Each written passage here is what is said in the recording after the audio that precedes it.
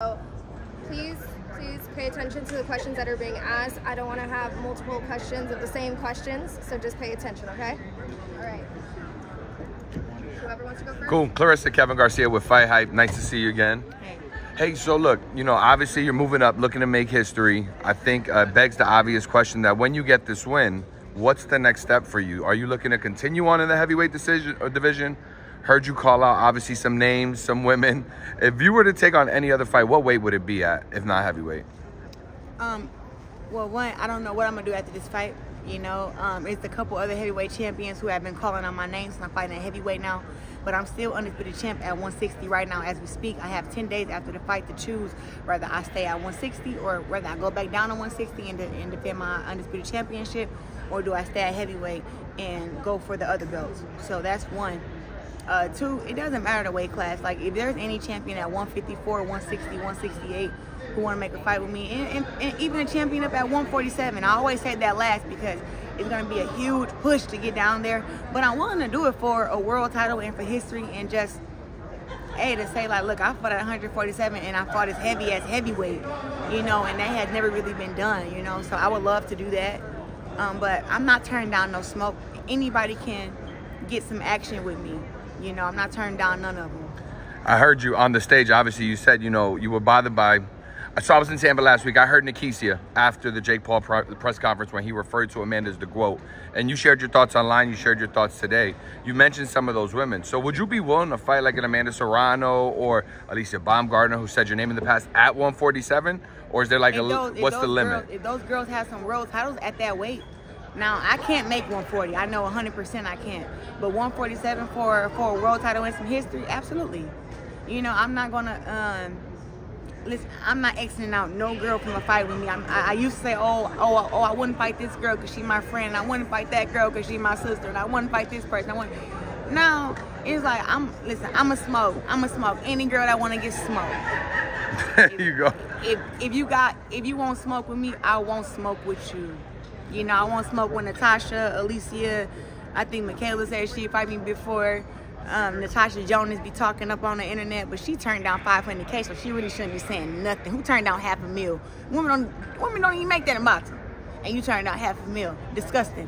I'm trying to think of, man, anybody who you got, man. They want to fight any of the world champs at 147, at 154. Hey, I think Amanda Serrano was saying, like, you know, she would fight Cecilia Braekhus at 147 back when she was champ. But Cecilia Braekhus also turned down a fight with me. She told me I was too fat to make 154, and then I made 154 and fought a couple of times there and became undisputed.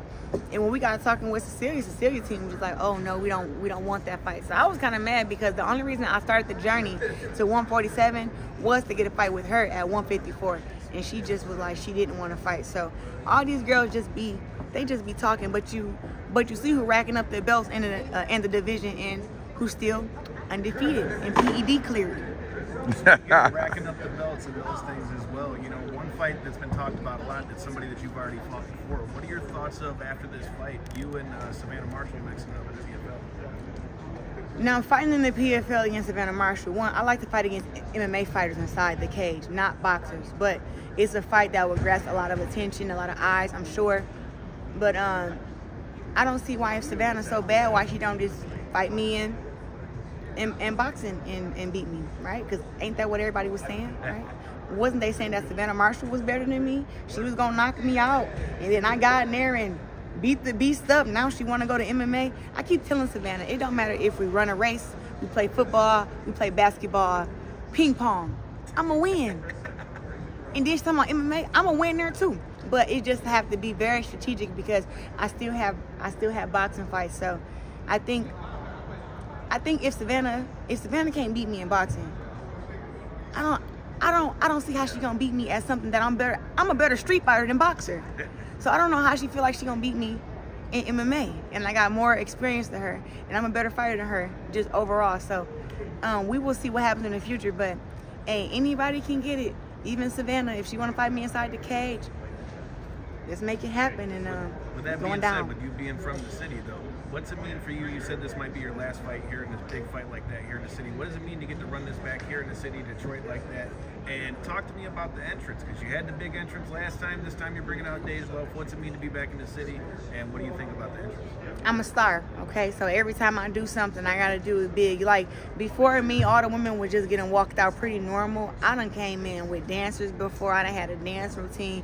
I got wrapped out by Detroit's own Cashed Out. Now I'm being wrapped out. I'm being brought out by the Detroit Pistons drum line. Come on now. And then we have the great Dej Loaf, who's gonna be wrapping me out. I think that it's all an entertainment business, so I have to always up that. And I think that I just want to be remembered. Like, they're going to remember the fight, but I want them to remember everything, like really enjoy the night. So that's why I go all out and get the best walkouts, the best people. And hey, we're going to get the most eyes come Saturday night. Last question, guys. So where do you see where do you expect to have the biggest advantages on Saturday, and how do you see the fight ending? I mean, I know that Hey guys, last one here. I know that Vanessa is a heavyweight, but she's quite short. So I think that me having my reach will be an advantage for me. I think the advantage for her is that she has fought at heavyweight and she's fought heavy, and she's used to being hit, I think, by bigger women. But I don't think that those girls hit as hard as me. So we will see come Saturday. But also too, just my skill level and my speed and my experience. This will be my 15th fight. Vanessa is like 7-1, I believe. So she's already experienced a loss, but it was a close fight that she lost. I don't know how she will recover from this fight come Saturday, because I know I'm going to win, but I believe that I'll win in a very spectacular fashion, and I don't know how she'll bounce back from that. Thank you, guys. Thank you. Can I have you guys exit?